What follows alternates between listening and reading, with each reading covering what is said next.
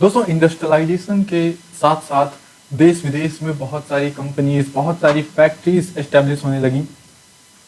कुछ टाइम के बाद धीरे धीरे देखा गया कि जो कंपनीज हैं, जो फैक्ट्रीज हैं, उनमें जो एम्प्लॉयर्स हैं, एम्प्लॉयर्स के बीच बहुत सारे डिस्प्यूट सामने आए।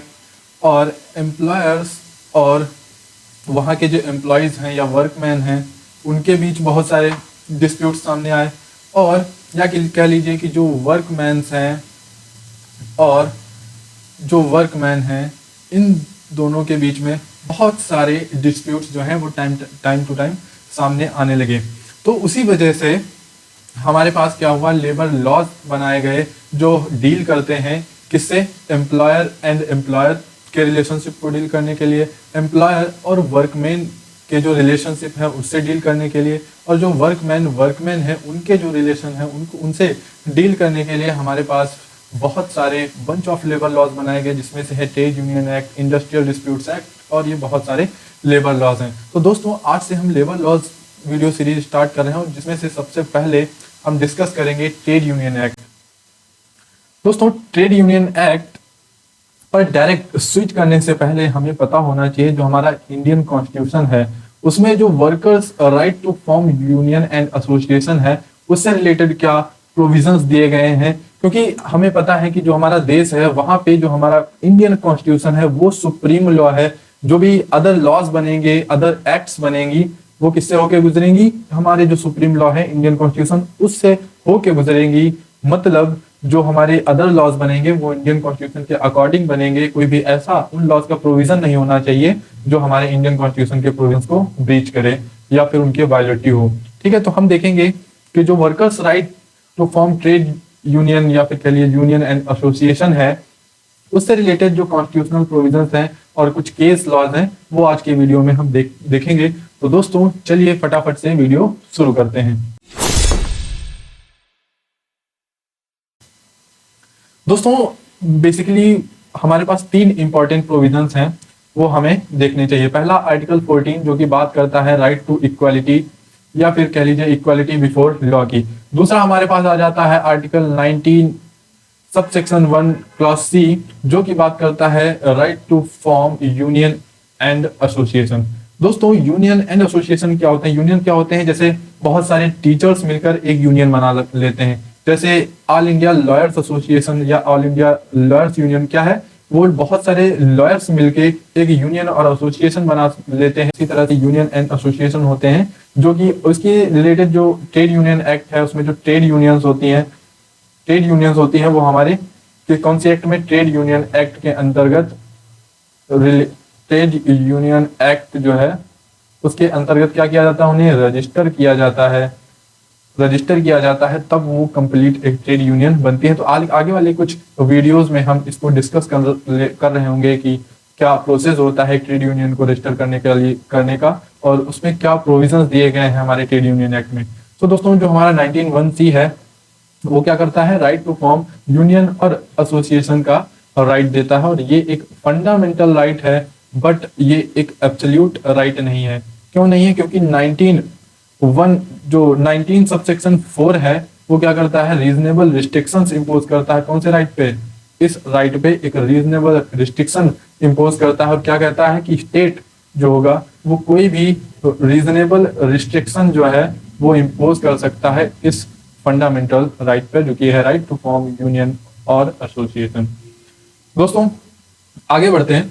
जो हमारा आर्टिकल 14 है राइट टू इक्वालिटी या फिर कह लीजिए इक्वालिटी बिफोर लॉ की बात करता है, वो लेबर लॉस के सेंस में कुछ इस तरह से है कि equal pay for equal work, यानी कि किसी भी कंपनी या फिर फैक्ट्री में जो काम करने वाले वर्कर्स हैं और उनमें किसी भी तरह का डिस्क्रिमिनेशन नहीं होना चाहिए। अगर कोई दो पर्सन है वो इक्वल वर्क कर रहे हैं इक्वल टाइमिंग पे, तो क्या है, उन्हें इक्वल पे करना चाहिए।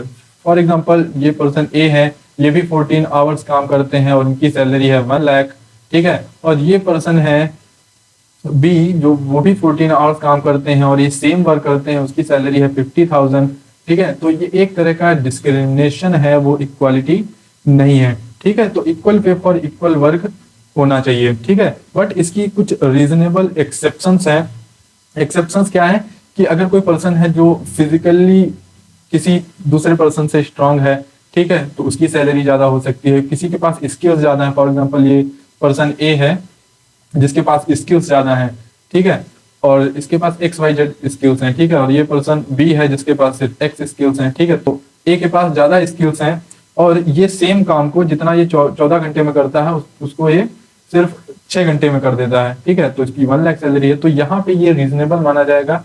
ये क्या है, ये इक्वालिटी का जो वायलेशन है वो नहीं करता है, राइट टू इक्वालिटी का वायलेशन नहीं करता है। इसके लिए हमारे पास एक केस लॉ है, वो क्या कहता है, Randhir Singh versus union of India का केस, जिसमें ये बोला गया कि ये जो equal pay for equal work है ये एक फंडामेंटल राइट तो नहीं है, बट ये एक कॉन्स्टिट्यूशनल गोल है और इसे सभी इंडस्ट्री और फैक्ट्रीज में एनफोर्स किया जाएगा, right. Therefore it was held that this right of equal pay for equal work would be enforced in case of unequal pay to the worker in organization और industry और factory, ठीक है। सो ये एक constitutional गोल है और इसे हर इंडस्ट्री या फिर फैक्ट्री में इन्फोर्स किया जाएगा। आगे बढ़ते हैं दोस्तों। उसके बाद आता है हमारा 19 सबसेक्शन 4, जो हमने क्या कहा था कि ये एक आर्टिकल 19(1)(c) पर क्या करता है, रीजनेबल रेस्ट्रिक्शंस इम्पोज करता है, रीजनेबल रिस्ट्रिक्शंस इम्पोज करता है।